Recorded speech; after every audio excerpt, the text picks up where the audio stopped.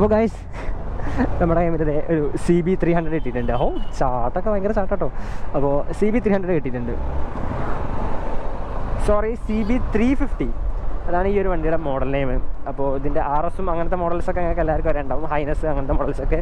Clutch വിടുമ്പോൾ ഒരു ചാട്ടം ചാടുന്നുണ്ട്. ഇനിയിപ്പോൾ ഈ വണ്ടിയുടെ പവർ ഇങ്ങനെ തന്നെയാണാവോ?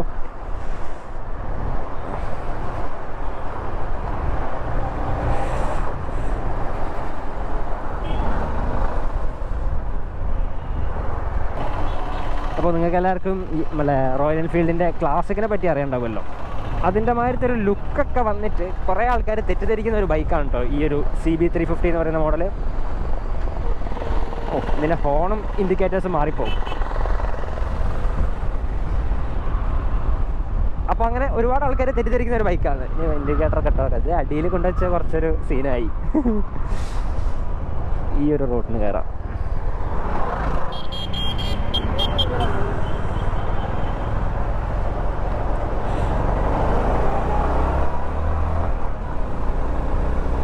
കിടിലും എക്സോസ്റ്റ് നോട്ട് കേട്ടോ, ഒരു രക്ഷയില്ല.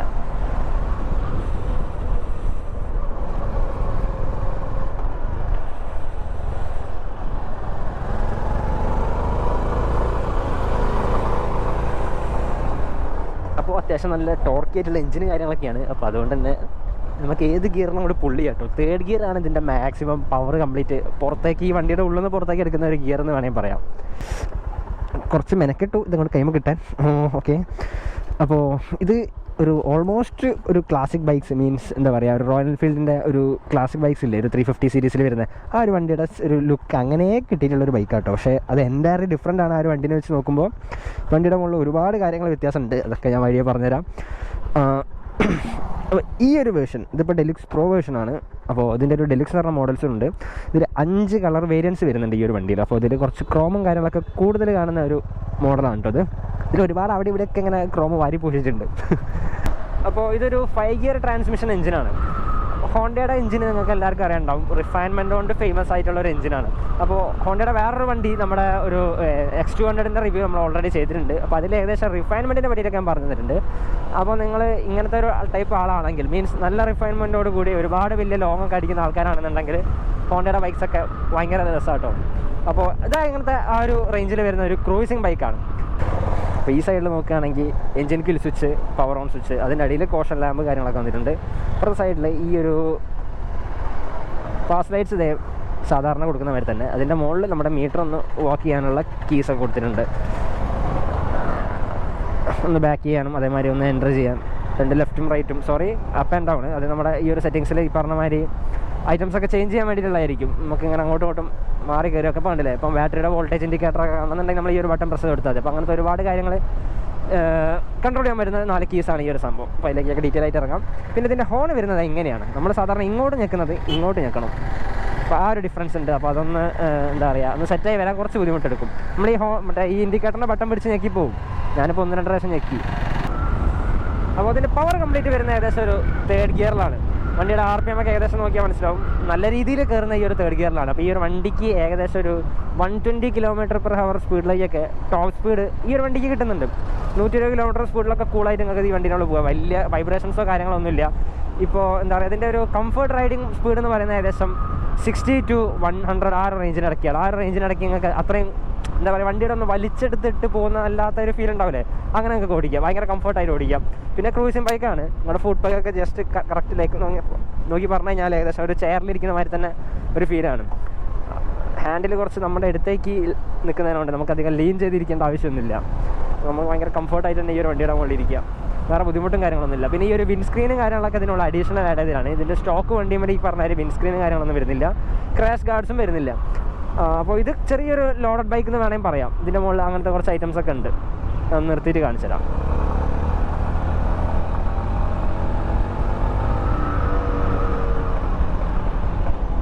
എക്സോഷനോടൊന്നൊരു പൊട്ടലൊക്കെ ഉണ്ട് കേട്ടോ. നമുക്ക് നല്ലൊരു റോഡുണ്ട്. ഇവിടുന്ന് റൈറ്റിലേക്ക് കയറി കഴിഞ്ഞാൽ ആ റോഡിലേക്ക് കയറിയിട്ട് അപ്പോൾ ഫസ്റ്റ് ഗിയറിൽ ഏകദേശം 50 km സ്പീഡൊക്കെ ഈ ഒരു വണ്ടി കയറുന്നുണ്ട്. ഇൻഡിക്കേറ്റർ കണ്ടുപിടിക്കണമെങ്കിൽ കുറച്ച് ബുദ്ധിമുട്ട്. അതൊന്ന് എന്താ പറയുക, വണ്ടിയായിട്ടൊന്ന് ഇണങ്ങി വരണം. എന്നാലേ ഇൻഡിക്കേറ്ററൊക്കെ നമുക്കൊന്ന് സെറ്റായിട്ട് വരുള്ളൂ. ഇതിൻ്റെ മീറ്റർ നോക്കുകയാണെങ്കിൽ ഒരു ചെറിയ മീറ്ററാണ് സംഭവം കാഴ്ചയിൽ, പക്ഷേ ഇതിനുള്ള ഒരുപാട് സാധനങ്ങളൊക്കെ ആഡ് ചെയ്തിട്ടുണ്ട്. നമുക്ക് ഒരു ബാറ്ററി വോൾട്ടേജ് ഇൻഡിക്കേറ്റർ കാണാം, പിന്നെ അതിൻ്റെ റേഞ്ച് ഏകദേശം ഇപ്പോൾ എത്രയുള്ള പെട്രോളിൽ ഏകദേശം എത്ര കിലോമീറ്റർ ഓടുന്നുള്ള റേഞ്ച് ടു MT എന്ന് പറയില്ലേ, ആ ഒരു സംഭവം കാണാം. പിന്നെ ട്രിപ്പ് 1 ട്രിപ്പ് 2 അങ്ങനത്തെ ഐറ്റംസ്. പിന്നെ ഈ ഒരു ഗിയർ പൊസിഷൻ ഇൻഡിക്കേറ്റേഴ്സ് ഉണ്ട്, പാസ് ലൈറ്റിൻ്റെ അങ്ങനത്തെ കാര്യം. ട്രാക്ഷൻ കൺട്രോൾ ഓൺ ആണോ ഓഫ് ആണോ എന്നുള്ളത്. ട്രാക്ഷനൊക്കെ നമുക്ക് മാനുവലായിട്ട് ഓൺ ചെയ്യാൻ പറ്റും ഈ ഒരു വണ്ടിയുടെ മുകളിൽ. പിന്നെ താഴത്തെ മോഡ് സെറ്റ് ചെയ്യുന്ന ബട്ടൺസാണ്. അപ്പോൾ പുറത്തുനിന്ന് ആൾക്കാർക്ക് നോക്കുമ്പോൾ ഒരു കൺഫ്യൂഷൻ ഉണ്ടാക്കുന്ന ടൈപ്പ് ഒരു ബൈക്കാണ്. എന്താ വെച്ചാൽ നമ്മൾ മോസ്റ്റ് ഓഫ് ദ ആൾക്കാരും വിചാരിക്കുന്നത് എന്താ വെച്ചാൽ ഇതൊരു റോയൽ എൻഫീൽഡിൻ്റെ ബൈക്കാണെന്നാണ്. എന്താ വെച്ചാൽ ഈ ഒരു മോഡലിൽ ഈ ഒരു കളർ വേരിയൻറ്റിൽ ഇതിൻ്റെ ഈ ഒരു ലുക്ക് ഇങ്ങനെയാണ്. നമ്മുടെ വണ്ടിയുടെ A to Z ഭാഗങ്ങളിലും ഈ ഒരു കളർ കൊണ്ടുവന്നിട്ടുണ്ട്. ഇപ്പോൾ മഡ് ഗാർഡ്മലാണെങ്കിലും ഫോർക്കിൻ്റെ ആ ഒരു കേസിങ്ങിലാണെങ്കിലും നമ്മുടെ ഈ ഒരു റോയൽ എൻഫീൽഡിൻ്റെ ബൈക്കിനുള്ളതൊക്കെ നമുക്ക് സാധാരണയായിട്ട് കാണാൻ പറ്റുന്ന ആ ഒരു ടെലിസ്കോപ്പിക് സസ്പെൻഷൻ്റെ മുകളിൽ ആ ഒരു കേസിങ് ആ ഇതിനും വരുന്നുണ്ട് കേട്ടോ. അപ്പോൾ ആ ഒരു കേസിങ് ഉള്ളതിനോണ്ട് എല്ലാവർക്കും ഡൗട്ടാണ് ഇതൊരു റോയൽ എൻഫീൽഡ് ആണോ എന്നുള്ളത്. പിന്നെ ഇതൊരു ക്രൂസിങ് ബൈക്കാണ്, വണ്ടിക്ക് നല്ല മൈലേജും കാര്യങ്ങളൊക്കെ ഉണ്ട്. പിന്നെ നമ്മൾ ഈ ഒരു സിറ്റിയിൽ ക്രൂസ് ചെയ്ത് ഓടിക്കുകയാണ്, 350cc എന്ന് പറഞ്ഞല്ലോ, സിറ്റിയിൽ ക്രൂസ് ചെയ്ത് ഓടിക്കുകയാണെങ്കിൽ അറൗണ്ട് ഒരു 30 to 35 മൈലേജ് ഈ ഒരു വണ്ടി തരും കേട്ടോ. നമുക്ക് എന്താ പറയുക, അത്യാവശ്യം ടോർക്കിയാണ് എഞ്ചിന്, പക്ഷെ അത് വെച്ചിട്ട് നമുക്ക് ഓടിക്കുമ്പോൾ തന്നെ ഈ ഒരു സിറ്റിയിൽ 30 to 35 നല്ല മൈലേജാണ്. 350cc സിറ്റിയിൽ 30 to 35 നല്ല ക്രൂസിങ്ങിൽ എന്താ പറയുക, നമുക്ക് ഭയങ്കര റിഫൈൻഡ് ആയിട്ട് റിലാക്സ്ഡ് ആയിട്ട് ഓടിക്കാൻ പറ്റുന്ന ഒരു ബൈക്കാണ്. അപ്പോൾ അങ്ങനെ അത്യാവശ്യം ലോങ് പോകുന്നവർ കാണുന്നുണ്ടെങ്കിൽ ഹൈവേസിലൊക്കെ ഏകദേശം ഒരു 40 to 42 ആ റേഞ്ചിനടുത്തൊക്കെ ഈ ഒരു വണ്ടി മൈലേജ് തരുന്നുണ്ട് കേട്ടോ. അപ്പോൾ ഭയങ്കര കംഫർട്ടബിൾ ആയിട്ടുള്ള ഒരു സസ്പെൻഷനും കാര്യങ്ങളൊക്കെയാണ് ഈ ഒരു വണ്ടിക്ക് കമ്പനി കൊടുത്തേക്കുന്നത്. ചില ഈ വണ്ടിയുടെ ഒരു വെയിറ്റ് വെച്ച് നോക്കുമ്പോൾ ഈ ഒരു സസ്പെൻഷൻ കുറച്ചൊരു ലോഡഡ് ആയിരിക്കും, പക്ഷേ ആ ഒരു ലോഡിങ്ങിൽ തന്നെ നല്ല കംഫർട്ട് ഈ ഒരു വണ്ടി തരുന്നുണ്ട്. അപ്പോൾ ഇതാണ് നമ്മുടെ ബൈക്ക്, ഇതാണ് ഏകദേശം ഒരു ലുക്കും കാര്യങ്ങളൊക്കെ വരുന്നത്. അപ്പോൾ നിങ്ങൾക്ക് കണ്ടാൽ അറിയാൻ പറ്റും ഏത് നേരവും വേണ്ടാണ്ട് കത്തി കിടന്നുകൊണ്ടിരിക്കുന്ന ഒരു ഓക്സിലറി ലൈറ്റ്സും കാര്യങ്ങളൊക്കെ കാണാം. നമ്മളത് ഓക്സിലറി ലൈറ്റ്സ് ഒന്നുകൂടി ഓൺ ആക്കി കഴിഞ്ഞാൽ എങ്ങനെ ഉണ്ടാവും എന്ന് കാണിച്ചു തരാം. കണ്ടില്ലേ, ആ ഒരു ലൈറ്റ് സെൻറ്ററിലേക്ക് ഇറങ്ങിയിട്ട് ആ ഒരു ലൈറ്റ് എപ്പോഴും ബ്ലിങ്ക് എന്ന് എടുക്കും. ഇപ്പോൾ നമ്മളത് ഓഫ് ആക്കിയിടുകയാണെങ്കിൽ ഫുൾ ടൈം അത് ഐഡിൽ ഓൺ ആയിക്കൊണ്ടിരിക്കും. ഈ വണ്ടിയുടെ മുകളിൽ ഒരുപാട് സ്ഥലത്തും ഈ പറഞ്ഞ മാതിരി LED ഐറ്റംസ് തന്നെ വന്നിട്ടുണ്ട്. ഹെഡ് ലൈറ്റ് ആണെങ്കിലും ഈ ഒരു ഇൻഡിക്കേറ്റേഴ്സ് ആണെങ്കിലും ബ്രേക്ക് ലൈറ്റ് എല്ലാം. അപ്പോൾ ബ്രേക്ക് ലൈറ്റ് കണ്ടു കഴിഞ്ഞാൽ നമുക്ക് റോയൽ എൻഫീൽഡിൻ്റെ ആ പഴയ ഒരു ടച്ച് തരുന്നുണ്ട്, പക്ഷേ അതിൻ്റെ ഉള്ളിൽ ബൾബാണെന്ന് വിചാരിക്കും, അല്ല LEDs തന്നെയാട്ടോ വരുന്നത്. പിന്നെ ഇതിൻ്റെ മഡ് ഗാർഡ് കണ്ടില്ലേ, നമ്മുടെ റോയൽ എൻഫീൽഡിന് വരുന്ന മാതിരി തന്നെ മെറ്റൽ മഡ് ഗാർഡ്സും അതേമാതിരി ഈ ഒരു സാധനമാണ് ഞാൻ നേരത്തെ പറഞ്ഞത്, ഈ ഒരു ടെലിസ്കോപ്പിക് ഫോർക്കിന് പ്രൊട്ടക്ട് ചെയ്യുന്ന ഒരു സാധനമാണ്. അത് എന്താ പറയുക, നമുക്ക് റോയൽ എൻഫീൽഡിൻ്റെ ഒരുപാട് വണ്ടികളിൽ കാണാം. അപ്പോൾ അങ്ങനത്തെ കുറച്ച് വിഷയങ്ങളുണ്ട്. എന്നാലും ഞാൻ പറയുകയാണ് ഇത് റോയൽ എൻഫീൽഡായിട്ട് കമ്പയർ ചെയ്യാൻ പറ്റില്ല, എൻറ്റയർലി ഡിഫറൻ്റ് ആണ്. അപ്പോൾ ഇനി ഇതിൻ്റെ എസ്തെറ്റിക്സിലേക്ക് കിടക്കാം. അപ്പോൾ കണ്ടില്ല, ഇവിടെ ഒരു ഹോണ്ട എന്ന് പറഞ്ഞിട്ടൊരു ബാഡ്ജിങ് ഉണ്ട്. ഇവിടെ CB350 എന്ന് പറഞ്ഞിട്ടൊരു ചെറിയ ബാഡ്ജിങ് അത് വേറെയും കൊടുത്തിട്ടുണ്ട്. വലിയ വർക്കും കാര്യങ്ങളൊന്നുമില്ല. പിന്നെ ഈ ഒരു എഞ്ചിൻ്റെ മുകളിൽ നോക്കുകയാണെങ്കിൽ അവിടെ ഒരു പറഞ്ഞ മാതിരി ഹോണ്ട പറഞ്ഞ ബാഡ്ജിങ് ഉണ്ട്. ഇതൊരു ക്രോം ഫിനിഷ്ഡാണ് ഈ ഒരു സെറ്റിങ്സ് മാത്രം ചെയ്തേക്കുന്നത്. പിന്നെ അതെ ഇവിടെ ക്രോം, ബാക്കിൽ സസ്പെൻഷൻ്റെ മുകളിൽ ക്രോം, സൈലൻസർ ക്രോമാണ്, ഫ്രണ്ടത്തെ ഹെഡ്ലൈറ്റിൻ്റെ റിങ് ക്രോമാണ്, കണ്ണാടി, അങ്ങനെ ഒരുപാട് സ്ഥലത്ത് ഇതിന് മുകളിൽ ക്രോം എവിടെയൊക്കെ മെയിൻ കയറ്റാൻ പറ്റുമോ അവിടെയൊക്കെ കയറ്റിയിട്ടുണ്ട്. കണ്ടത് ചെറിയൊരു പാർട്സിൽ വരെ ക്രോം കയറ്റിയിട്ടുണ്ട്. അപ്പോൾ നമുക്ക് ഈ ഒരു വണ്ടി വിട്ട് തന്നേക്കുന്നത് നമ്മുടെ ഈ ഒരു ബിഗ് വിങ് ഹോണ്ടയാണ് സ്റ്റീലുള്ള. അപ്പോൾ നിങ്ങൾക്ക് ആർക്കും ടെസ്റ്റ് ഡ്രൈവും കാര്യങ്ങളൊക്കെ വേണമെന്നുണ്ടെങ്കിൽ നിങ്ങൾക്ക് അവിടെയൊക്കെ പോയിട്ട് വണ്ടി ടെസ്റ്റ് ഡ്രൈവ് ഓടിച്ച് നോക്കാൻ പറ്റുന്നതാണ്. നിങ്ങൾക്ക് ഓടിച്ച് നോക്കിയിട്ട് എടുക്കുക എന്ന് വെച്ചാൽ നിങ്ങൾക്ക് പറ്റുമല്ലോ എന്നുള്ളത് നോക്കണം. നിങ്ങൾക്ക് ഈ ഒരു വെയിറ്റൊക്കെ വലിയ വെയിറ്റും കാര്യങ്ങളൊന്നുമില്ല, നിങ്ങൾക്ക് മാനേജ് ചെയ്യാൻ പറ്റുന്ന വെയിറ്റേ ഉള്ളൂ. നിങ്ങളിപ്പോൾ ഹൈറ്റ് കുറഞ്ഞ ആൾക്കാരാണെങ്കിൽ ഒന്ന് കയറിയിരിക്കുന്നതാവും. ഇതിൻ്റെ സീറ്റ് കുറച്ചൊരു ഭയങ്കരമായിട്ട് വൈഡറാണ്. ഈ ഒരു മിഡ് റേഞ്ച്, ഈ ഒരു മിഡ് സൈഡൊക്കെ നല്ല എന്താ പറയുക വീതി കൂടിയിട്ടാണ്. അപ്പോൾ ഇത് ഓൾമോസ്റ്റ് ഇതിൻ്റെ സീറ്റ് ഹൈറ്റൊക്കെ കുറവാണ്. 800 mm സീറ്റ് ഹൈറ്റും കാര്യങ്ങളൊക്കെ വന്നിട്ടുള്ളൂ. പക്ഷേ ഈ ഒരു സീറ്റ് വൈഡ് ആയതുകൊണ്ട് ഇപ്പോൾ കുറച്ച് ടോളായിട്ടുള്ള ആൾക്കാരാണെങ്കിലും ഷോർട്ടായിട്ടുള്ള ആൾക്കാരാണെങ്കിലും കാലത്ത് ചെറിയൊരു ഇഷ്യൂ ഉണ്ട്. നിങ്ങൾക്ക് വേണമെങ്കിൽ ജസ്റ്റ് സെൻറ്റിമീറ്റർ വെച്ചിട്ട് വേണമെങ്കിൽ ഞാനൊന്ന് പറഞ്ഞുതരാം. ഞാൻ ഏകദേശം ഒരു 172 ഒക്കെ ഉള്ളതാണ്. എനിക്ക് ഒരു പക്ക പ്ലാന്റഡ് ഫൂട്ട് എന്ന് പറയാൻ പറ്റില്ല. ഒരു ഒരു ഗ്യാപ്പുണ്ട്, ഒരു ചെറിയ കുഞ്ഞ് ഹീലിൻ്റെ ഗ്യാപ്പുണ്ട് ഈ ഒരു രണ്ട് കാലും വെച്ചേക്കുമ്പോൾ. നമുക്ക് പക്ക പ്ലാന്റഡ് അല്ല കാലുണ്ട്. അപ്പോൾ ഞാനൊരു 172 ഹൈറ്റുള്ള ആളാണ്. ഏകദേശം 800 mm സീറ്റ് ഹൈറ്റുണ്ട്. ഞാൻ ഓടിച്ച ലീനായിട്ടുള്ള ബൈക്സ്, മീൻസ് തടി കുറഞ്ഞിട്ടുള്ള മെലിഞ്ഞിട്ടുള്ള ബൈക്സ് ആണെന്നുണ്ടെങ്കിൽ 800 mm എനിക്ക് സുഖമായിട്ട് രണ്ട് കാലം നിലത്ത് പ്ലാന്റ് ചെയ്ത് വെക്കാൻ പറ്റും. ഇതിലെനിക്ക് ചെറിയൊരു ബുദ്ധിമുട്ടുണ്ട്, ഒരു പൊടിക്ക് വ്യത്യാസമുണ്ട്, അത്രയേ ഉള്ളൂ. അപ്പോൾ ഇതൊരു ഭയങ്കര കംഫർട്ടബിൾ ആയിട്ടുള്ളൊരു സസ്പെൻഷൻ ഈ ഒരു വണ്ടിക്ക് വരുന്നുണ്ട്. അപ്പോൾ നമുക്ക് പില്യൻസിനാണെങ്കിലും അതേമാതിരി ഈ ഒരു റൈഡർ കംഫർട്ടാണെങ്കിലും നല്ലൊരു കംഫർട്ട് വരുന്നൊരു സസ്പെൻഷനാണ് കേട്ടോ. അവിടെ സീറ്റ് അത്രയ്ക്ക് ഒരു കുഷനിങ് അല്ല, പക്ഷേ എന്നാലും കംഫർട്ടിന് കുഴപ്പമൊന്നുമില്ല, വേദന എടുക്കുന്ന പ്രശ്നങ്ങളൊന്നും ഇല്ല കേട്ടോ. പിന്നെ മിഡ് റേഞ്ച് ഒരു സസ്പെൻഷനാണ് വന്നിരിക്കുന്നത്. നമുക്ക് എന്താ പറയുക, ചെറിയ ഓഫ് റോഡും പറഞ്ഞ മാതിരി നല്ലൊരു ഓൺ റോഡൊക്കെ മീൻസ് ഹൈവേസിലൊക്കെ ക്രൂസ് ചെയ്യാനൊക്കെ ഭയങ്കര ബെറ്റർ ആയിട്ടുള്ള ഒരു സസ്പെൻഷനാണ്. സ്റ്റേബിളാണ് വണ്ടി ഓൾറെഡി. അപ്പോൾ MRFിൻ്റെ ടയറും കാര്യങ്ങളൊക്കെയാണ് ഈ ഒരു വണ്ടിയിൽ വന്നിരിക്കുന്നത്. അപ്പോൾ സാധാരണ MRFിൻ്റെ ടയേഴ്സൊക്കെ വെയിറ്റ് ഇല്ലാത്ത വണ്ടികളിൽ ഇട്ട് കഴിഞ്ഞാൽ വണ്ടി പാളി പോകുക അങ്ങനത്തെ ഇഷ്യൂസും കാര്യങ്ങളൊക്കെ ഉണ്ട്. അപ്പോൾ ഇതിൻ്റെ ഒരു സസ്പെൻഷൻ്റെ ക്വാളിറ്റി കൊണ്ടാണോ അറിയില്ല, വണ്ടിയുടെ വെയിറ്റ് കൊണ്ടാണോ അറിയില്ല, വണ്ടി ഭയങ്കര സ്റ്റേബിളാണ്. ഈ കോർണർ ചെയ്യുമ്പോഴൊക്കെ ഭയങ്കര കോൺഫിഡൻസ് ആണ് തരുന്നത്. ഇത് കോർണർ ചെയ്ത് ഓടിക്കാൻ പറ്റിയൊരു വണ്ടിയല്ല, ക്രൂസിങ് വണ്ടിയാണ്. അപ്പോൾ ക്രൂസിങ്ങിന് വേണ്ടിയിട്ടുള്ളതാണ്, ഞാൻ ജസ്റ്റ് പറഞ്ഞു എന്നുള്ളൂ. അപ്പോൾ ഈ വണ്ടിയുടെ ഗ്രൗണ്ട് ക്ലിയറൻസ് എന്നൊക്കെ പറയുന്നത് ഏകദേശം ഒരു 165 mm ആണ്. അപ്പോൾ നമുക്ക് സാധാരണ ഈ പറഞ്ഞ മാതിരി ക്രൂസിങ് വണ്ടികളിലൊക്കെ കാണുന്ന മാതിരത്തെ ഒരു ഗ്രൗണ്ട് ക്ലിയറൻസും കാര്യങ്ങളൊക്കെയാണ്. പിന്നെ ഇതിൻ്റെ ബ്രേക്ക് പാഡ്സ് എന്നൊക്കെ പറഞ്ഞു കഴിഞ്ഞാൽ നിഫിൻ്റെ ബ്രേക്ക് പാഡും കാര്യങ്ങളൊക്കെയാണ് യൂസ് ചെയ്തേക്കുന്നത്. കാലിബറും നിഫിൻ്റെ തന്നെയാണ് വരുന്നത്.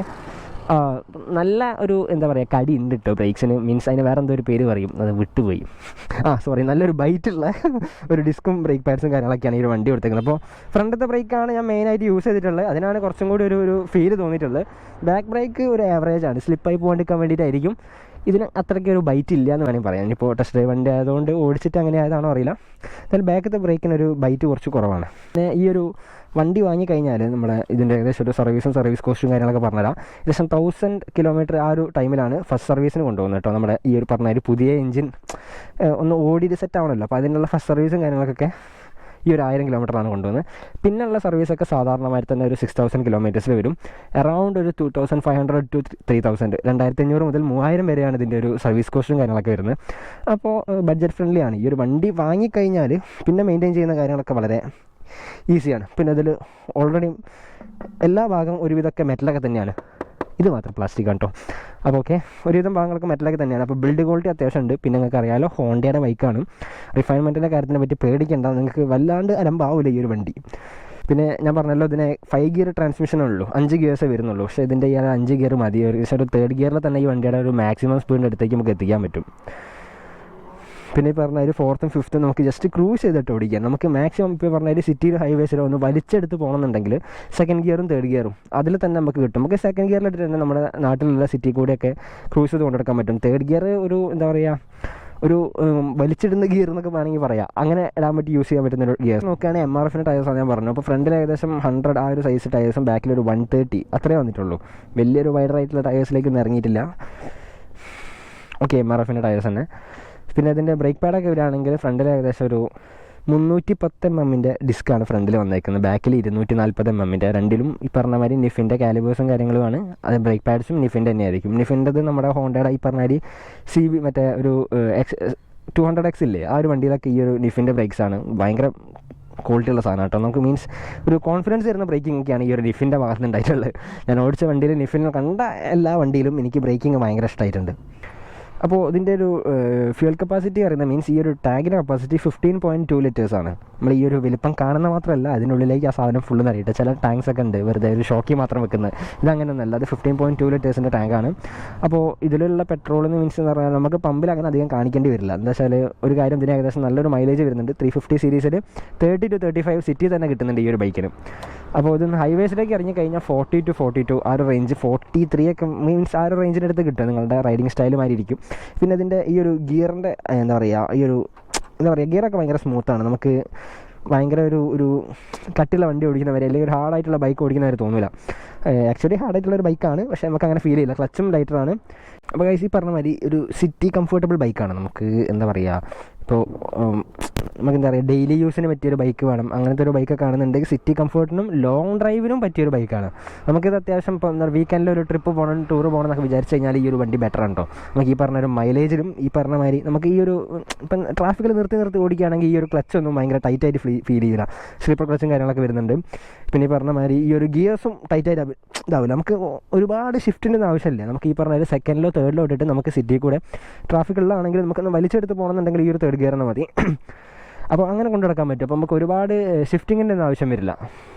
അപ്പോൾ ഈ ഒരു വണ്ടി തന്നെ ഡ്യുവൽ ചാനൽ ABS വരുന്നുണ്ട്, ട്രാക്ഷൻ കൺട്രോൾ ഈ പറഞ്ഞ മാതിരി സ്ലീപ്പർ ക്ലച്ചും വരുന്നുണ്ട്.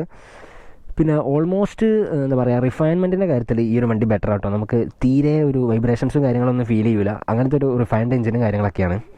അപ്പോൾ ഈ ഒരു വണ്ടിക്ക് ഏകദേശം ഒരു 187 കിലോ വെയിറ്റ് ഉണ്ട് കേട്ടോ, 187. അപ്പോൾ നമുക്ക് ഈ ഒരു വണ്ടി ഒരു അങ്ങനത്തെ ഒരു പൊസിഷനിലാണ് വണ്ടി ഡിസൈൻ ചെയ്തേക്കുന്നത്. അപ്പോൾ നമുക്ക് വലിയ വെയിറ്റ് അറിയില്ല. ഈ ഒരു വണ്ടി നമ്മൾ സ്റ്റാൻഡിൽ പൊന്തിക്കുമ്പോൾ ഹാൻഡിൽ അപ്രൈറ്റ് ആയിട്ടാണ്. നമുക്ക് കുറച്ചുകൂടി ലീനായിട്ട് കടന്നിരിക്കുന്ന ബൈക്ക് കാണുന്നുണ്ടെങ്കിൽ ഈ ഒരു 187 നല്ലൊരു വെയിറ്റ് ആയിട്ട് തോന്നും. അപ്പോൾ പിന്നെ ഈ ഒരു സീറ്റിംഗ് പൊസിഷൻ നമുക്ക് നല്ലോണം എന്താ പറയുക വണ്ടിയുടെ ഉള്ളിൽ ഇറങ്ങിയിരിക്കുന്ന മാതിരി ഒരു ഫീലാണ്. അപ്പോൾ അതുകൊണ്ട് തന്നെ നമുക്ക് കയറി ഇരുന്ന് വണ്ടി പൊന്തിക്കാൻ വലിയൊരു ബുദ്ധിമുട്ടും കാര്യങ്ങളൊന്നുമില്ല. 187 kg വലിയൊരു സംഭവമായിട്ട് തോന്നുന്നില്ല. 187 കിലോ ഓക്കെ. അപ്പോൾ അങ്ങനെയാണ്. അപ്പോൾ ഇതിൻ്റെ ഒരു പവറും കാര്യങ്ങളൊക്കെ വരുന്നത് എങ്ങനെയാണെന്ന് വെച്ച് കഴിഞ്ഞാൽ 20.7 ഹോഴ്സ് പവറാണ് ഈ ഒരു വണ്ടി പ്രൊഡ്യൂസ് ചെയ്യുന്നത്, ഈ ഒരു 350cc. അതിൻ്റെ ഒരു ടോർക്കാണ് കുറച്ചും കൂടി ഒരു ഇൻട്രസ്റ്റിങ്. 29.4 Nm ടോർക്ക് ഈ ഒരു എഞ്ചിൻ പ്രൊഡ്യൂസ് ചെയ്യുന്നുണ്ട് കേട്ടോ. അപ്പോൾ നല്ലൊരു ടോർക്കാണ്. നമുക്ക് സിറ്റിയിൽ ക്രൂസ് ചെയ്ത് കൊണ്ട് നടക്കുമ്പോഴും വലിയ നോക്കിങ്ങും കാര്യങ്ങളൊന്നും ഉണ്ടാവില്ല. വലിയ ബോർ എഞ്ചിൻ കാര്യങ്ങളൊക്കെ വരുന്ന സാധനമായതുകൊണ്ട് നമുക്ക് നല്ല ഒരു വൃത്തിയിൽ ക്രൂസ് ചെയ്ത് കൊണ്ട് നടക്കാം. വലിയൊരു ബുദ്ധിമുട്ടുണ്ടാവില്ല, അങ്ങനെ വേണമെങ്കിൽ പറയാം. നമുക്ക് നല്ല എന്താ പറയുക, നമുക്ക് നമ്മൾ ഇഷ്ടപ്പെട്ടുകൊണ്ട് നമ്മൾ ഓടിക്കൂലേ അതേമാതിരത്തെ ഒരു ഫീൽ ആയിരിക്കും ഈ ഒരു വണ്ടിയുടെ മുകളിലേക്ക് കയറി കഴിഞ്ഞാൽ കേട്ടോ. പിന്നെ ഇതിന് 2 മോഡൽ വേരിയൻസ് വരുന്നുണ്ട്. മീൻസ് ഇതിൻ്റെ ഒരു 350 ഡുലക്സ് പ്രോ എന്ന് പറഞ്ഞാൽ 2 വേരിയൻസ് വരുന്നുണ്ട്. അതിൽ നമ്മുടെ ടോപ്പ് വേരിയൻറ്റ് മീൻസ് ഡുലക്സ് പ്രോ വരുന്ന സാധനമാണ് ഈ ഒരു വണ്ടി. 5 കളർ കോമ്പിനേഷനിൽ വരുന്നുണ്ട്. അപ്പോൾ അതിൽ ബാക്കിയുള്ള മോഡൽസിലൊക്കെ ഈ ഡുലക്സ് എന്ന് പറയുന്ന ആ ഒരു മോഡൽസിലൊക്കെ എങ്ങനെയാണെന്ന് വെച്ച് കഴിഞ്ഞാൽ നമ്മുടെ ഇതിപ്പോൾ കണ്ടില്ലേ ഈ ഒരു ടാങ്കിൻ്റെ സെയിം കളറാണ് മഡ് ഗാർഡിലും കാര്യങ്ങളിലും സീറ്റിലൊക്കെ വന്നിട്ടുണ്ട്. സീറ്റിലൊക്കെ കണ്ടില്ലേ ഈ ഒരു ലെതർ ഫിനിഷ് മാരത്തെ ആ ഒരു ലുക്ക് കൊടുത്തേക്കുന്നത്. അപ്പോൾ നേരെ തിരിച്ച് ബാക്കിയുള്ള മോഡൽസിലാണെങ്കിൽ ഈ ഡ്യൂലക്സ് എന്ന് പറഞ്ഞ മോഡൽസിലാണെന്നുണ്ടെങ്കിൽ ടാങ്കിൻ്റെ കളറും ഈ പറഞ്ഞ മാതിരി മഡ് ഗാർഡിൻ്റെ കളറൊക്കെ എൻ്റയർലി ഡിഫറൻ്റ് ആയിരിക്കും. മഡ് ഗാർഡ് എല്ലാത്തിനും ബ്ലാക്ക് തന്നെയാണ് വരിക, സീറ്റും ബ്ലാക്ക് തന്നെയാണ് വരിക. അപ്പോൾ അങ്ങനത്തെ ഒരു ഡിഫറൻസ് ഉണ്ട്. പിന്നെ ഇതിനോടത്ത് ഈ ക്രോം ഫിനിഷൊക്കെ വല്ലാണ്ട് അങ്ങ് കുറയും. പറഞ്ഞ മാതിരി എല്ലാ സൈഡിലൊന്നും ക്രോം ഫിനിഷ് ഉണ്ടാവില്ല, ഇതൊക്കെ മാറ്റ് ബ്ലാക്കിലായിരിക്കും ഉണ്ടാവുക.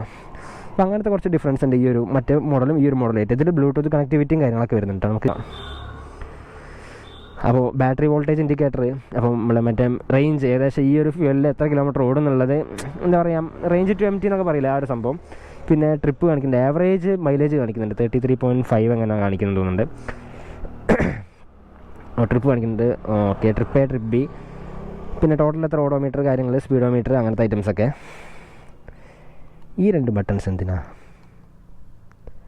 നമുക്ക് ഏതെങ്കിലും സെറ്റിങ്സിലേക്ക് എൻ്റർ ചെയ്യാൻ വേണ്ടിയിട്ടുള്ളതായിരിക്കും കേട്ടോ. അതേമാതിരി ഇതിൻ്റെ ഈ ഒരു സൈഡിൽ 2 ബട്ടൺസ് വന്നിട്ടുണ്ട്, സെറ്റും റീസെറ്റും ചെയ്യാനുള്ളത്. അതേമാതിരി ഇവിടെ ഒരു USB ചാർജിങ് പോർട്ട് ഉണ്ട് കേട്ടോ. നമുക്ക് 5 വോൾട്ട് ആയിരിക്കും, അതെ 5 വോൾട്ട് തന്നെയാണ് വരുന്നത്. 5 വോൾട്ട് 2 ആമ്പിൻ്റെ ഒരു ബാറ്ററി ചാർജിങ്ങിൻ്റെ ഒരു പോർട്ടും അവിടെ കൊടുത്തിട്ടുണ്ട്. അപ്പോൾ നമുക്ക് ടൂറിംഗ് ആണല്ലോ മെയിൻ ഇതിൻ്റെ ഒരു ഉദ്ദേശം. അപ്പോൾ ചാർജ് ചെയ്യാൻ വേണ്ടിയിട്ട് അങ്ങനെ കൊടുത്തായിരിക്കും. പിന്നെ ഇതിന് അഡ്ജസ്റ്റബിൾ ലിവേഴ്സ് വരുന്നില്ല. ഓക്കെ, അഡ്ജസ്റ്റബിൾ ലിവേഴ്സ് വരുന്നില്ല, അതുണ്ടായിരുന്ന കുറച്ചുകൂടി അടിപൊളിയാണ്. അപ്പോൾ ഇത് 5 കളർ വേരിയൻ്റ് ഉണ്ടെന്ന് പറഞ്ഞല്ലോ. അപ്പോൾ ഇതിൻ്റെ കളേഴ്സ് എങ്ങനെയാണെന്ന് വെച്ചാൽ ബ്ലാക്ക് വരുന്നുണ്ട്, ഒരു ഗ്രേ ടൈപ്പ്, നമ്മളെ റോയൽ എൻഫീൽഡിൻ്റെ മാരത്തെ ഒരു ഗ്രേ ടൈപ്പ് വരുന്നുണ്ട്. പിന്നെ ഒരു എന്താ പറയുക ഇരുണ്ട ഗ്രീൻ, അത് നിങ്ങൾക്ക് ജസ്റ്റ് ഒന്ന് കളർ കോമ്പിനേഷൻ നോക്കി കഴിഞ്ഞാൽ മനസ്സിലാവും. ഇല്ലെങ്കിൽ വേണമെങ്കിൽ ഞാൻ അതിൻ്റെ കൂടെ തന്നെ ആഡ് ചെയ്യാം. പിന്നെ ഈ ഒരു കളറും പിന്നെ ഒരു റെഡ്, എന്താ പറയുക ഭയങ്കര ഡാർക്കായിട്ടുള്ളൊരു റെഡ്, നമ്മുടെ ഈ ഒരു ടെയിൽ ലാമ്പിനെക്കാട്ടി ഡാർക്കാണ്, അങ്ങനത്തെ ഒരു റെഡ് കളറിലും ഈ ഒരു വണ്ടി അവൈലബിൾ ആണ്. അപ്പോൾ ഇതിൻ്റെ പ്രൈസ് റേഞ്ച് എങ്ങനെയാണെന്ന് വെച്ച് കഴിഞ്ഞാൽ ഈ ഒരു ഡെലുക്സ് പ്രോ നമ്മളുടെ ഒരു പ്രൈസ് റേഞ്ച് എങ്ങനെയാണെന്ന് വെച്ച് കഴിഞ്ഞാൽ ഇതിൻ്റെ റേറ്റ് കൂടുതലാണ് പറഞ്ഞത്. ഇതിന് ഏകദേശം 285 വരും. മറ്റേ ഡെലുക്സ് എന്ന് പറഞ്ഞ മോഡൽസിൽ 281 വരുന്നത്. ഏകദേശം ഒരു 4000 രൂപയുടെ ഡിഫറൻസ് ഉണ്ട്. അപ്പോൾ ആ ഒരു ഡിഫറൻസിൽ നിങ്ങൾ മറ്റേ വണ്ടിയിലേക്ക് പോകേണ്ടതാണ് എൻ്റെ ഒരു പേഴ്സണൽ അഭിപ്രായം. ഇതിൽ കുറച്ചുകൂടി ഓപ്ഷൻസും കാര്യങ്ങളും അല്ലെങ്കിൽ ഒരു കളറിൻ്റെ ഒരു സംഭവമൊക്കെ കുറച്ചുകൂടി ഒന്ന് ആഡ് ചെയ്ത് നമുക്ക് എടുക്കാൻ പറ്റും. പിന്നെ ഈ കാണുന്ന ഒരു വിൻസ്ക്രീനും കാര്യങ്ങളൊക്കെ നമ്മൾ അഡീഷണൽ ആഡ് ചെയ്യുന്ന കേട്ടോ. അപ്പോൾ നമ്മുടെ ഹോണ്ടയിൽ തന്നെ ഇതൊക്കെ സെറ്റ് ചെയ്ത് കൊടുക്കും. നമ്മുടെ ഒരു ഓക്സിലർ ലൈറ്റും കാര്യങ്ങളൊക്കെ കണ്ടില്ലേ. അപ്പോൾ അങ്ങനത്തെ എല്ലാ സെറ്റിങ്സും നമ്മുടെ ഈ ഒരു ഹോണ്ടയിൽ അവൈലബിൾ ആണ്. ഇതിന് മുകളിൽ കയറ്റാനുള്ള കംപ്ലീറ്റ് ആക്സസറീസ് പറഞ്ഞൊരു ഹോണ്ടയിൽ അവൈലബിൾ ആണ്. അപ്പോൾ ഈ ഒരു ക്രാഷ് ഗാർഡൊന്നും ഈ ഒരു വണ്ടിക്ക് വരുന്നില്ല, അതൊക്കെ അഡീഷണൽ ആഡ് ചെയ്തതാണ്. അപ്പോൾ ഈ ഒരു വണ്ടി കറക്റ്റ് എന്താ വെച്ച് കഴിഞ്ഞാൽ ഒരു റെട്രോ ലുക്ക് വരുന്ന ഒരു ബൾക്കി ബൈക്കാണ്. കാഴ്ചയിൽ എങ്ങനെ ഉണ്ടെന്ന് എനിക്കറിയില്ല, പക്ഷേ എനിക്ക് നല്ലൊരു ബൾക്കിയായിട്ട് തോന്നുന്നത്. എന്താ പറയുക, നമ്മളൊരു വലിയ വണ്ടിയുടെ മുകളിൽ കയറിയിരിക്കുന്ന മാരത്തെ ഒരു ഫീൽ തന്നെ ഈ ഒരു വണ്ടി തരും. അപ്പോൾ ഇതിൻ്റെ എക്സോസ്റ്റ് നോട്ട് കറക്റ്റായിരുന്നു കേൾപ്പിച്ചാൽ കേട്ടോ. അതിന് സ്റ്റാൻഡ് സെൻസറും കാര്യങ്ങളൊക്കെ വരുന്നുണ്ട് കേട്ടോ. നമ്മൾ സ്റ്റാൻഡ് ഇട്ട് കഴിഞ്ഞാൽ ഗിയേഴ്സിലാണെന്നുണ്ടെങ്കിൽ വണ്ടി ഓട്ടോമാറ്റിക്കായിട്ട് ഓഫ് ആവും. അതൊക്കെ പിന്നെ കൊച്ചു കുട്ടികൾക്ക് പറയാം. അപ്പോൾ ഇതാണ് ഇതിൻ്റെ വണ്ടിയുടെ എക്സോസ്റ്റ് നോട്ട് വരുന്നത്. വണ്ടി സ്റ്റാർട്ടാക്കി ഇട്ട് കഴിഞ്ഞാൽ വലിയൊരു രസമുള്ള സൗണ്ടൊന്നുമല്ല, മീൻസ് അത്രയ്ക്ക് ഒരു ഫീൽ തരുന്ന സൗണ്ടൊന്നുമല്ല. പക്ഷേ ഒന്ന് റവ് ചെയ്ത് കഴിഞ്ഞാൽ വണ്ടിയുടെ സൗണ്ട് മാറും.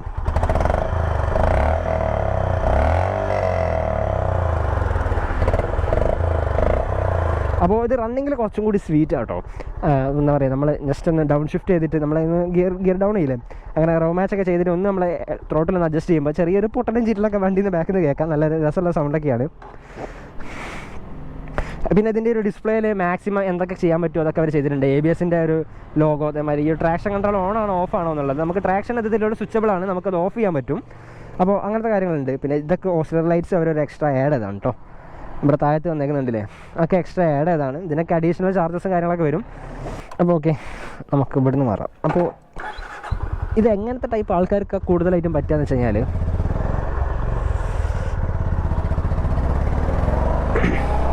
നിങ്ങളിപ്പോൾ ലോങ് റൈഡ് ഇപ്പോൾ മീൻസ് ഇപ്പോൾ പറഞ്ഞാൽ ഒരുപാട് ആൾക്കാർ മണാലിയൊക്കെ അടിക്കുന്ന കാണലുണ്ട്. അപ്പോൾ അങ്ങനത്തെ ആൾക്കാരാണെന്നുണ്ടെങ്കിൽ നിങ്ങൾക്ക് ഇപ്പോൾ കൂട്ടുകാരൻ്റെ അടുത്ത് അങ്ങനെ ഈ ഒരു വണ്ടി ഉണ്ടെന്നുണ്ടെങ്കിൽ ജസ്റ്റ് ഒന്ന് ട്രൈ ചെയ്താൽ അടിപൊളിയായിരിക്കും. നിങ്ങൾ ഈ ഒരു വണ്ടിയിലേക്ക് വന്നു കിട്ടും. ചില റിഫൈൻമെൻ്റ് ആണ് ഇതിൻ്റെ മെയിൻ സാധനം. നമ്മുടെ വണ്ടീൻ്റെ മുകളിൽ ആരാണോ ഇരിക്കുന്നത് അവരെ മാക്സിമം കംഫർട്ട് ചെയ്യുക. ആ ഒരു സംഭവം ഒരു VIP സെറ്റപ്പ് പോലെ എനിക്ക് തോന്നിയിട്ടുണ്ട്. അപ്പോൾ മാക്സിമം കംഫർട്ട് ചെയ്യുന്ന മാതിരത്തെ ഒരു ബൈക്കാണ്. അപ്പോൾ നമ്മൾ ഈ ഒരു ഫസ്റ്റ് ഗിയറിൽ സെക്കൻഡ് ഗിയറിൽ പോകുമ്പോൾ ഈ ക്ലച്ച് വിടുമ്പോൾ ഒരു ചാട്ടുണ്ട്. അതെന്തുകൊണ്ടാണെന്ന് എനിക്കറിയില്ല. ഞാൻ വിചാരിച്ചതിൽ 2-3 മോഡും കാര്യങ്ങളൊക്കെ ഉണ്ടാവും വിചാരിച്ച്. അപ്പോൾ റിഫൈൻമെൻ്റ് ആണ് ഈ ആശാൻ്റെ മെയിൻ പരിപാടി. ഒരു ഫാൾസ് ന്യൂട്രൽ ഓടിക്കും കേട്ടോ. ചിലപ്പോൾ എൻ്റെ ഷിഫ്റ്റിംഗ് കൊണ്ടായിരിക്കും. ഇല്ലെങ്കിൽ പിന്നെ ടെസ്റ്റ് ഡ്രൈവ് വണ്ടിയാണ്. അപ്പോൾ ഫാൾസ് ന്യൂട്രലൊക്കെ ഉണ്ടാവാൻ ചാൻസ് ഉണ്ട്. ഒരുപാട് ആൾക്കാർ കൈവച്ച വണ്ടിയായിരിക്കും ഇവരെ. അപ്പോൾ അത് കോർണറിലും കാര്യങ്ങളിലൊക്കെ സ്റ്റേബിളാണ്. അപ്പോൾ വണ്ടി നല്ല വൃത്തിയിൽ നിൽക്കുന്നുണ്ട് കേട്ടോ. നമുക്ക് കൈവിട്ട് പോകുന്ന മാതിരത്തെ ഒരു ഫീലും കാര്യങ്ങളൊന്നുമില്ല. വണ്ടി നമ്മുടെ കൈമേൽ ഒതുങ്ങുന്ന വണ്ടിയാണ്. ഈ പറഞ്ഞ 187 കിലോ വെയിറ്റ് ഉണ്ടെങ്കിലും നമുക്കത് വലിയൊരു വെയിറ്റ് ആയിട്ട് തോന്നണില്ല. ഈ വണ്ടിയുടെ മുകളിൽ കയറി കഴിഞ്ഞാൽ ഈസി ആയിട്ട് മാനേജ് ചെയ്യാൻ പറ്റുന്നുണ്ട്. പിന്നെ അതിൻ്റെ ആ ഒരു ഇൻഡിക്കേറ്ററാണ് കോമഡി. ഫുൾ ടൈമായിട്ട് ഓണായി കിടക്കും. അപ്പോൾ അങ്ങനത്തെ ഒരു വിഷയമുണ്ട്. അപ്പോൾ നമ്മൾ സ്വിച്ച് ചെയ്യുമ്പോൾ കുഴപ്പമില്ല കേട്ടോ. നമ്മളിപ്പോൾ ലെഫ്റ്റിലേക്ക് സ്വിച്ച് ചെയ്ത് കഴിഞ്ഞാൽ ഓട്ടോമാറ്റിക്കായിട്ട് ആ ഒരു LED മാത്രം ബ്ലിങ്കായി കളിച്ച് അപ്പുറത്തുള്ളവർക്ക് മനസ്സിലാവുന്ന രീതിയിൽ തന്നെയാണ് ഉണ്ടാവുക. അപ്പോൾ അത്യാവശ്യം റോഡ് പ്രസൻസ് ഉണ്ട്. പക്ഷേ വേറൊരു വിഷയം എന്ന് വെച്ചാൽ ആൾക്കാർ ഇതിനെ ഈ ഒരു റോയൽ എൻഫീൽഡായിട്ട് തെറ്റിദ്ധരിക്കും. ആ ഒരു പ്രശ്നമുള്ളൂ. പക്ഷേ വേറെ റോയൽ എൻഫീൽഡിനെ കൂടെ പിടിക്കുകയാണെങ്കിൽ ഇത് ഞാൻ പറഞ്ഞല്ലോ മീൻസ് ഇതിൻ്റെ ശരിക്കുള്ള തനി സ്വരൂപം പുറത്ത് കാണിക്കും. അങ്ങനത്തെ ഒരു സാധനമാണ്. ഇതിൻ്റെ ഒരു പവറും ഈ ഒരു പറഞ്ഞ ഒരു ടോപ്പ് എൻഡൊക്കെ ഭയങ്കരമാണ്. 120 കിലോമീറ്റർ ഈ പറഞ്ഞ ഒരു 5ാമത്തെ ഗിയറിലൊക്കെ നമുക്ക് എത്തിക്കാൻ പറ്റുമെന്ന് പറഞ്ഞാൽ ഭയങ്കര സംഭവം തന്നെയാണ് കേട്ടോ. അപ്പോൾ ഇതിന് ഒരു 6ാമത്തെ ഗിയർ ഇല്ലല്ലോ എന്നുള്ളൊരു സങ്കടം ഉണ്ടാവില്ല. നമ്മൾ അറിയാണ്ട് തട്ടിപ്പോകുന്ന ഇഷ്യൂസ് ഒന്നും ഇല്ല. നമ്മുടെ CB200Xൽ നമുക്ക് അങ്ങനത്തെ ഒരു വിഷയമുണ്ട്. ഈ പറഞ്ഞ അഡ്വഞ്ചർ മോഡൽ കേട്ടോ. നമ്മൾ 5 കഴിഞ്ഞ് 6ാമത്തെ ഗിയറിന് ചിലപ്പോൾ ഒന്ന് തപ്പിപ്പോകും. പക്ഷെ ഇതിന് ആ വിഷയമില്ല. അതിന് നമുക്ക് ഒരു ഗിയറും എന്താ പറയുക മീൻസ് അങ്ങനെ വേണ്ടാത്തതായിട്ട് തോന്നുന്നില്ല. അപ്പോൾ ഫ്രണ്ടും ബാക്കും ഡ്യുവൽ ചാനൽ ABSും കാര്യങ്ങളൊക്കെയാണ്. നിഫിൻ്റെ ബ്രേക്ക് പാഡ്സും. അപ്പോൾ നിങ്ങൾക്ക് ബ്രേക്കിൻ്റെ കാര്യത്തിൽ കംഫർട്ട് സെറ്റാണ് കേട്ടോ.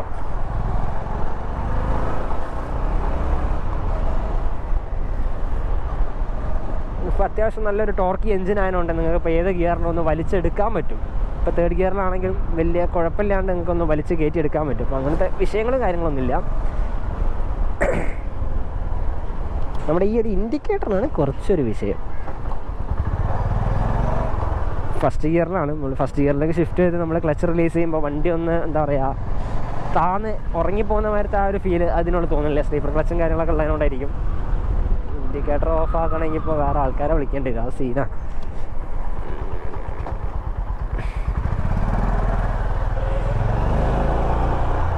ഒന്ന് വലിച്ചെടുക്കാമെന്ന് വിചാരിച്ചായിരുന്നു. അപ്പതേ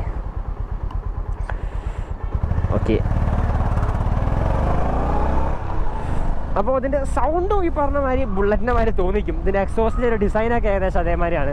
നമ്മുടെ ഒറ്റനോട്ടത്തിൽ നോക്കി കഴിഞ്ഞാൽ ഒരു റോയൽ എൻഫീൽഡിൻ്റെ മാതിരി തന്നെ തോന്നിക്കുന്ന ഒരു ഡിസൈനൊക്കെയാണ് ഈ ഒരു വണ്ടിയിലും വന്നേക്കുന്നത്. അങ്ങനെ ഞാൻ കറക്റ്റായിട്ട് ഒരു ശേഷം ഹോൺ അടിച്ചു. ഞാൻ എൻ്റെ മൈൻഡിൽ ഞാൻ സെറ്റ് ചെയ്ത് വെച്ചിരുന്നു കേട്ടോ. ഈ ഹോൺ ഇവിടെയാണ്, ഇതിപ്പോൾ തന്നെ അടിക്കണമെന്ന്. അപ്പോൾ നമ്മളൊന്ന് റൈഡ് ചെയ്താൽ ഒന്ന് എന്താ പറയുക നമ്മുടെ ഒരു വണ്ടിയായിട്ട് സിങ്ക് ആവും. ഇപ്പോൾ വലിയ പ്രയാസമുള്ള വണ്ടിയൊന്നുമല്ല. എന്താ പറയുക അങ്ങനെ അപകടകാരിയായ വണ്ടിയും കാര്യങ്ങളൊന്നുമല്ല. നമുക്ക് ആർക്കും കയറിയിരുന്ന് ഒന്ന് ഓടിച്ച് നോക്കാം, അല്ലെങ്കിൽ ഒന്ന് ടെസ്റ്റ് ഡ്രൈവ് ചെയ്ത് നോക്കാം. അങ്ങനെ പറ്റുന്ന ഒരു ബൈക്കാണ് കേട്ടോ. വലിയ പേടിപ്പെടുത്തുന്ന സംഭവങ്ങളൊന്നും ഈ ഒരു വണ്ടിയുടെ മുകളിലില്ല. നമുക്ക് മാക്സിമം റിഫൈൻമെൻറ്റ് തരണം. അത് മാത്രമാണ് ഈ ഒരു വണ്ടിക്ക് ഹോണ്ട കൊടുത്തേക്കുന്ന ഒരു ജോലി. അപ്പോൾ അത് ഹോണ്ട എന്താ പറയുക ഈ ഒരു CB350 നല്ല വൃത്തിയിൽ മെയിൻറ്റെയിൻ ചെയ്തിട്ടുണ്ട് കേട്ടോ. റിഫൈൻമെൻറ്റിൻ്റെ കാര്യത്തിൽ നമുക്ക് എന്താ പറയുക ഒരു വണ്ടി ഓടിച്ച് പോകുക എന്നുള്ള ഫീൽ കിട്ടണമെങ്കിൽ വൈബ്രേഷൻ വരണം. പറഞ്ഞ മാതിരി KTM മാരത്തെ ബൈക്സിലൊക്കെ. പക്ഷേ ഈ പറഞ്ഞ മാരത്തെ ഫീലൊന്നും വേണ്ട. നല്ല വൃത്തിയിൽ ക്രൂസ് ചെയ്ത് പോയാൽ മതി. കംഫർട്ടായിരിക്കണം. അങ്ങനെയുള്ളവർക്ക് പറ്റുന്ന ഒരു ബൈക്കാണ് ഈ ഹോണ്ട ഇപ്പോൾ കുറച്ചായിട്ട് ഇറക്കിക്കൊണ്ടിരിക്കുന്നത്. പണ്ടേ അവർ റിഫൈൻമെൻറ്റിൻ്റെ കാര്യത്തിൽ അടിപൊളിയാണ്. പക്ഷേ ഇപ്പോൾ ഇറങ്ങിയിരിക്കുന്ന ബൈക്കൊക്കെ ഈ പറഞ്ഞ മാതിരി നല്ല പവർഫുള്ളാണ്. പ്ലസ് റിഫൈൻമെൻറ്റും പോരെ, വേറെ എന്താ ഉണ്ട്. അപ്പോൾ ഇതിൻ്റെ പ്രൈസ് റേഞ്ചൊക്കെ പറഞ്ഞത് 281 285. ആ 2 റേറ്റാണ്. 2,81,000 to 2,85,000 ആ ഒരു റേഞ്ചിനിടയ്ക്കാണ് ഈ പറഞ്ഞ ഈ ഡ്യൂലക്സ് എന്ന് പറഞ്ഞ മോഡലാണെങ്കിലും ഡ്യൂലക്സ് പ്രോ എന്ന് പറഞ്ഞ മോഡലാണെങ്കിലും വന്നേക്കുന്നത്. അപ്പോൾ നിങ്ങൾക്ക് ഈ ഒരു വിൻസ്ക്രീനൊക്കെ ആഡ് ചെയ്യുന്നത് നന്നായിരിക്കും കേട്ടോ. നമുക്ക് വിൻ ബ്ലാസ്റ്റും കാര്യങ്ങളൊക്കെ ഉണ്ടാവും എന്തായാലും ഹൈവേസിൽ ഓടിക്കുമ്പോൾ. അപ്പോൾ അതൊക്കെ പ്രിവെൻറ്റ് ചെയ്യണമെങ്കിൽ ഈ ഒരു വിൻസ്ക്രീൻ അടിപൊളിയായിരിക്കും. പിന്നെ ഈ വണ്ടിയായിട്ട് നല്ലോണം ചേരുന്നുണ്ട്. നല്ല വൃത്തിയുണ്ട് ഈ ഒരു വിൻസ്ക്രീൻ ഈ വണ്ടിനോട് കയറിയിട്ട്.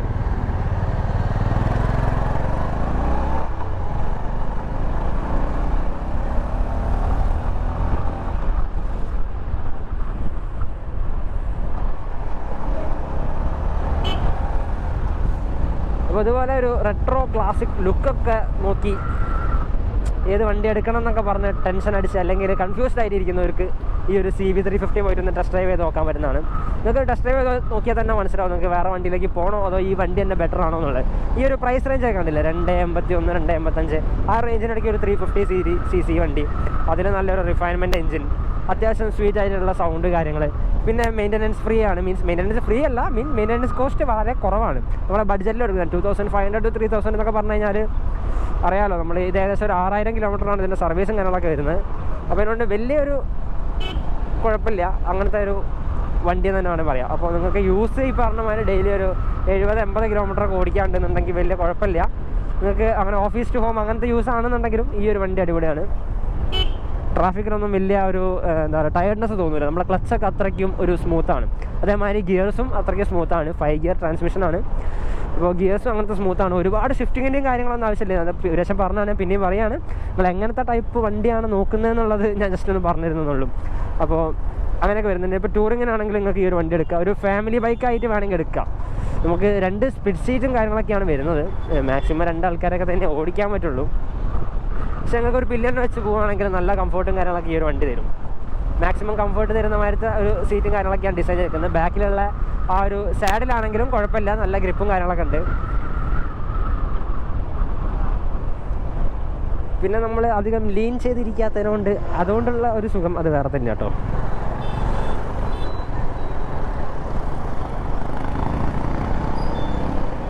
ഞാൻ ഈ ഗിയേഴ്സൊക്കെ വെറുതെ ഇങ്ങനെ ഷിഫ്റ്റ് ചെയ്യാണ് വണ്ടിയുടെ ആ ഒരു ഇനീഷ്യൽ ആ ഒരു ചാട്ടം കിട്ടാൻ വേണ്ടിയിട്ടാണ് ഞാനിതിങ്ങനെ ഡൗൺ ചെയ്ത് അപ്പ് ചെയ്തുകൊണ്ടിരിക്കുന്നത്. ശരിക്കും അതിൻ്റെ ഒന്നും ആവശ്യമില്ല. ഇപ്പോൾ പറഞ്ഞാൽ 2nd ഗിയറിലോ 3rd ഗിയറിലോ ആണെന്നുണ്ടെങ്കിൽ ആ ഒരു ഗിയറിൽ മാത്രം ക്രൂസ് ചെയ്ത് കൊണ്ടുനടക്കാൻ പറ്റും. അതായത്